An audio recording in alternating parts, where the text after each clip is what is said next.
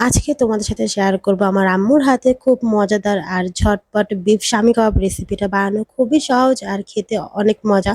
তোমরা চাইলে ঘরে থাকা কিছু মশলা দিয়ে খুব তাড়াতাড়ি বানিয়ে নিতে পারবা। প্রেসার কুকারের মধ্যে প্রথমে বুটের ডালগুলোকে দিয়ে দিলাম, তার মধ্যে গরুর মাংস, পেঁয়াজ কুচি, হলুদ, মরিচ, ধনিয়া গুঁড়ো, আদা রসুন বাটা, গোটা শুকনো মরিচ আর তেজপাতা, দারচিনি, এলাচ, শাহি জিরা আর হলো গোলমরিচ দিয়ে পরিমাণ মতো লবণ দিয়ে সবকিছুকে ভালোভাবে মাখিয়ে নিয়ে পরিমাণ মতো পানি দিয়ে সিদ্ধ করে নিতে হবে। তারপরে ব্লেন্ডারের সাহায্যে সবকিছুকে মিক্স করে একটা পেস্ট তৈরি করে নিতে হবে। এখন এর মধ্যে কাঁচামরিচ কুচি, ধনেপাতা কুচি আর হলো পেঁয়াজের বেরেস্তা দিয়ে তার মধ্যে অল্প পরিমাণে কাবাব মসলা দিয়ে সবকিছুকে ভালোভাবে মিশিয়ে নিতে হবে। দেন এর মধ্যে একটা ডিম ভেঙে দিব। এই ব্যাটারের সাথে ডিমটাকে ভালোভাবে মিক্স করে নিতে হবে। তারপরে ২ হাতের সাহায্যে গোল, গোল করে কাবাবের শেপ করে বানিয়ে নিতে হবে।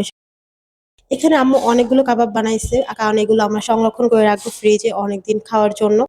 আমার কাবাব রেসিপি তোমাদের কাছে কেমন লাগলো কমেন্ট করে জানাও। ভিডিও ভালো লাগলে লাইক, কমেন্ট, শেয়ার দিয়ে পাশে থেকো। আল্লাহ হাফেজ।